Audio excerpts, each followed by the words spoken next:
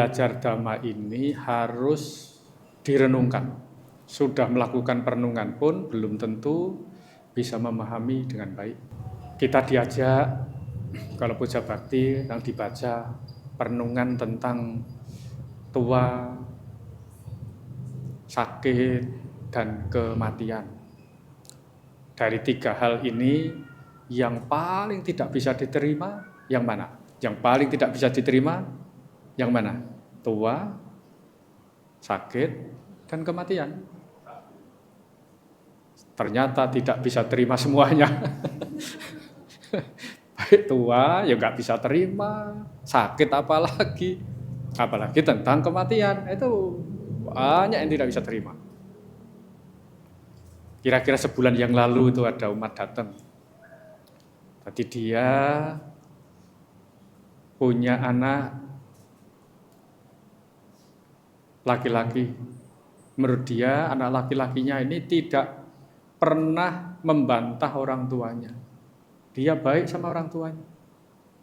Suatu ketika anak ini sakit. Pas sakit mau dibawa ke rumah sakit, dokter langganannya pas libur. Karena pas libur dibawalah ke dokter yang lain. Setelah dibawa ke dokter yang lain, disuntik, bawa pulang. Setelah bawa pulang beberapa hari meninggal. Nah, dia datang ke wihara, nangis-nangis terus. Karena dia ceritanya ya anak ini tidak merepotkan orang tua. Dia menyesal kenapa kok dibawa ke dokter yang bukan langganannya. Akhirnya Bante bilang, kalau seandainya Bapak tidak membawa ke dokter yang bukan langganan ini, karena yang dokter langganannya tutup, akan lebih menyesal lagi karena tidak bawa ke dokter. Jadi pendek kata, mau dibawa ke dokter ya menyesal, tidak dibawa ke dokter lebih menyesal lagi. Sebabnya apa? Karena kemelekatannya kuat. Sudah berusaha, kalau sudah waktunya mau meninggal, mau apa lagi? Ada lagi kira-kira 1 tahun lalu. Jadi dari anaknya itu, ini anak satunya laki. Satu-satunya itu. Meninggal juga. Pertama anaknya 2 perempuan datangi Bante, cerita kalau ibunya ini tidak bisa terima. Akhirnya setelah punya cerita, Bante bilang, ya udah kalau bisa ibunya bawa ke sini. Nah, setelah dibawa ngadep Bante, nangis-nangis. Nah, Bante langsung bilang, apakah dengan nangis itu anaknya bisa sembuh? Apalagi anaknya sudah dikremasi. Mau menangis sampai keluar air mata darah pun anaknya telah meninggal, tidak bisa hidup lagi. Tetapi ya silakan, kalau mau nangis terus dan maunya menyusul anaknya, ya silakan. Nah, Bante kasih nasihat macam-macam, akhirnya dia bisa terima. Nah, setelah bisa terima, dia lega, bisa nyaman. Persoalannya, jika kita mengalami hal-hal yang tidak baik, tidak bisa terima, ini lebih sakit lagi. Ini zaman sekarang. Zaman Sang Buddha apakah ada? Banyak juga. Ada namanya Kisah Gotami. Itu anak orang kaya ini. Punya anak, ya masih lucu-lucunya. Kenapa dipanggil Kisah Gotami? Itu karena badannya langsing. Karena punya badan langsing disebut Kisah Gotami, terkenal. Nah, punya anak yang lagi lucu-lucunya meninggal. Sebagai orang tua, Kalau punya anak satu-satunya, bisa terima tidak? Tidak bisa terima. Wah, nangis kan. Orang sudah menyatakan ini dia sudah gila. Tanya kemana, ke sana kemari untuk menyembuhkan anaknya. Akhirnya disarankanlah tuh bertemu dengan Sang Buddha. Yang bisa mengobati anaknya hanya Sang Buddha Gautama. Akhirnya datangilah beliau. Setelah datang, minta supaya anaknya disembuhkan. Ini hebatnya Guru Agung kita memberikan pengertian luar biasa.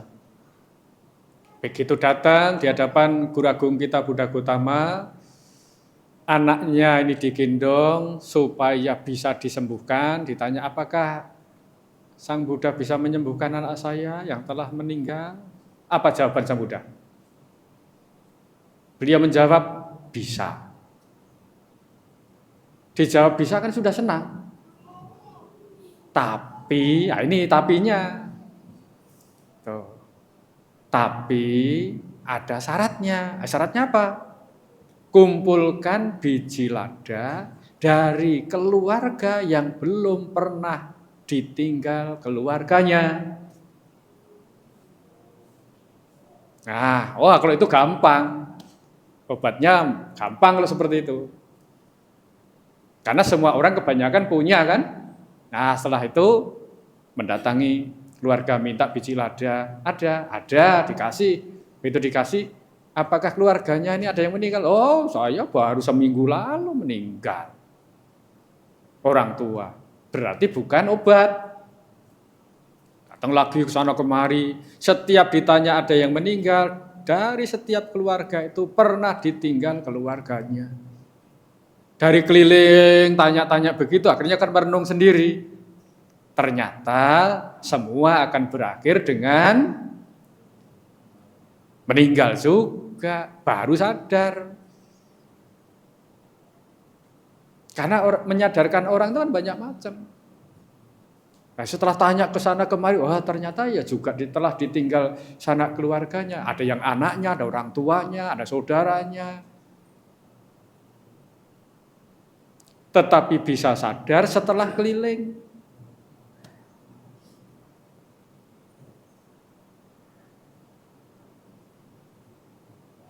Kita kalau lagi nyaman-nyaman, dikasih pengertian, itu juga sulit. Kalau Bapak Ibu misalnya di rumah, nyaman, rezekinya lancar, badannya sehat, suruh datang ke wihara kira-kira mau? Kalau mau, hebat itu. Tidak mudah. Umumnya orang mau mencari pengertian jika sudah punya masalah. Sebelum ada masalah, santai-santai. Saya nggak pernah ke wihara, nggak mendengarkan dhamma, pun nggak apa-apa. Tapi begitu ada masalah, baru ingat ke wihara. Ini pada umumnya, tapi ada juga yang walaupun dalam kondisi apapun ya mau datang.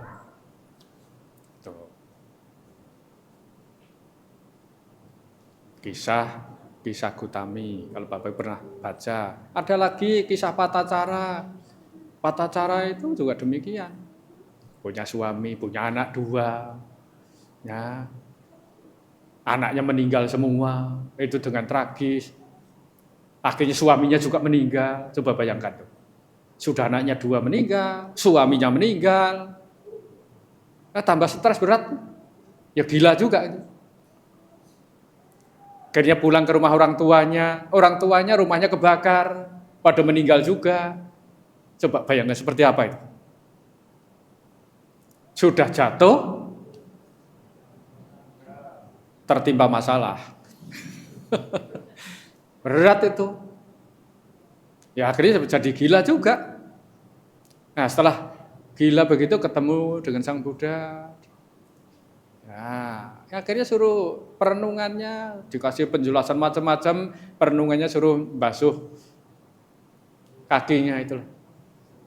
Bahwa dibasuh kaki, air yang menyerap ke tanah itu hilang. Di perenungan itu saja bahwa ini anicca, dukkha, anatta. Udah, akhirnya mencapai kesucian. Banyak macam cara Guru Agung kita Buddha Gautama menyadarkan orang. Tetapi bergantung pada kesiapan batin kita masing-masing. Kalau batin kita belum siap, ya sulit bisa menerima. Karena apa? Ya karena batinnya belum siap. Artinya belum siap itu ya belum mau menerima kenyataan. Maunya sesuai keinginan kita.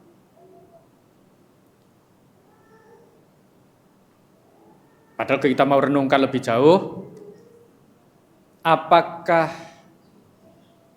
kebahagiaan itu kekal atau tidak kekal, Bapak Ibu? Kebahagiaan itu kekal atau tidak kekal? Tidak kekal.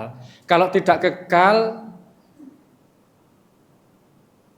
kita pertahankan supaya kekal, kira-kira bisa tidak? Kira-kira bisa tidak? Tidak bisa. Kalau kita mempertahankan sesuatu yang tidak kekal, kira-kira menyakitkan atau membahagiakan?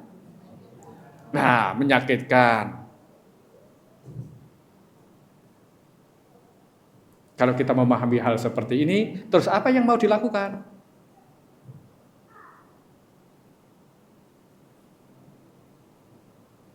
Nah, ini harus mengolah batin kita. Olah batin ini namanya bawana. Bawana kan artinya pengembangan. Pengembangan itu ya diolah batin kita. Artinya diolah batin kita, bawana itu dikembangkan. Lebih tepatnya ya cita bawana. Cita itu batin, bawana pengembangan. Pengembangan batin. Jadi batin kita harus dikembangkan. Bagaimana caranya? Supaya batin kita berkembang. Beli mesin oven, masukkan kepalanya situ. Bagaimana supaya batin kita berkembang? Ya maksudnya dikembangkan batin kita itu adalah yang dikembangkan kebijaksanaan kita. Kebijaksanaan itu apa? Pemahaman kita, pengertian kita. Kalau pengertian kita semakin ditambah jadi lebih mengerti. Ini Bapak Ibu namanya sudah berkembang. Kita kembangkan batin kita supaya yang buruk-buruk ditinggal. Yang baik-baik dipertahankan dan diulang-ulang. Kalau yang baik itu diulang-ulang kan namanya berkembang.